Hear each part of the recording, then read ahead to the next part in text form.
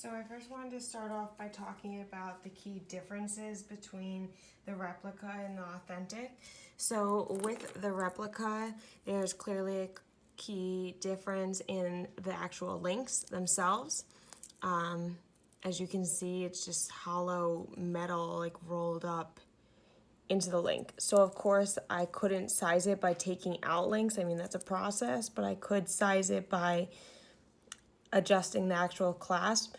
But another difference is the actual clasp itself. It's not such great quality.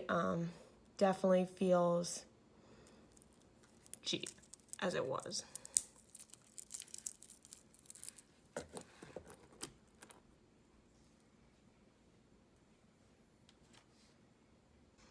As you can see with the authentic piece, there are actual links, and then they are adjustable. I did remove, I believe, 2 links when I purchased it, and also you can see it's adjustable via the clasp, which again you can hear that snap. It's a different clasp sound.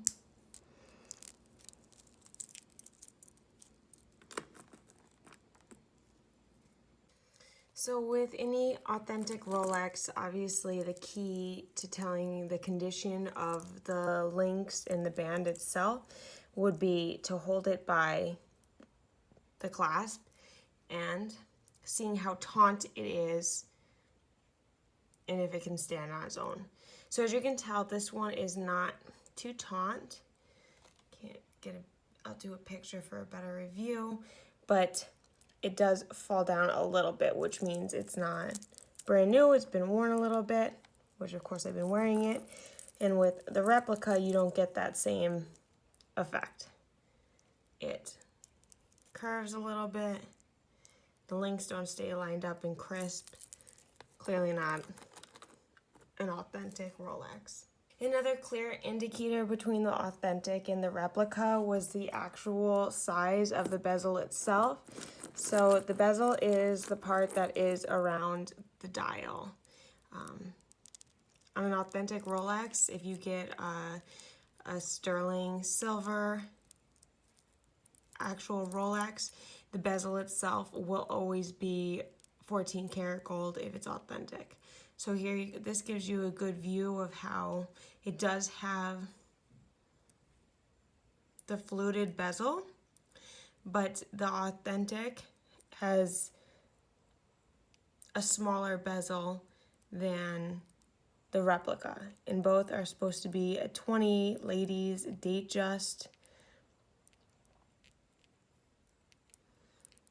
and should be identical.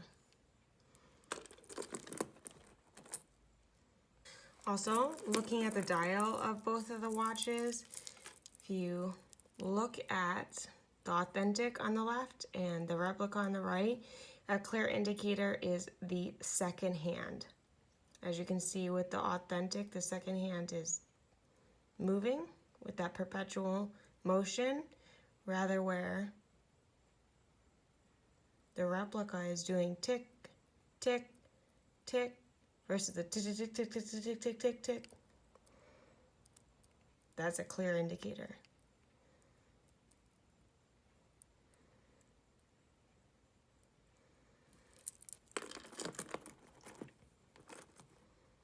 Additionally, while I'm looking at this more closely, I thought that the crown was decent, but the crown seems to be larger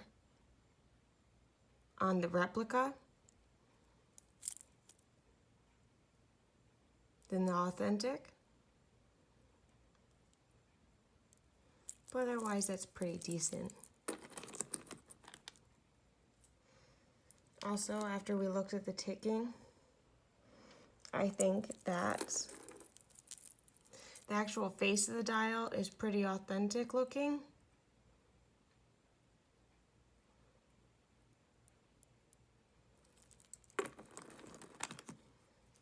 However, you can tell that the actual trademark logo of the Royal Rolex crown is bigger, almost fatter on the tips of the crown. on the replica versus the authentic.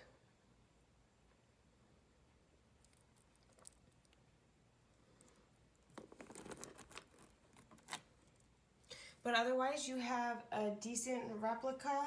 Again, I purchased it on DHgate, and the authentic I recently bought for my college graduation gift. I hope this helps in your comparison shopping. I hope you have a great day. Thanks for watching, everyone.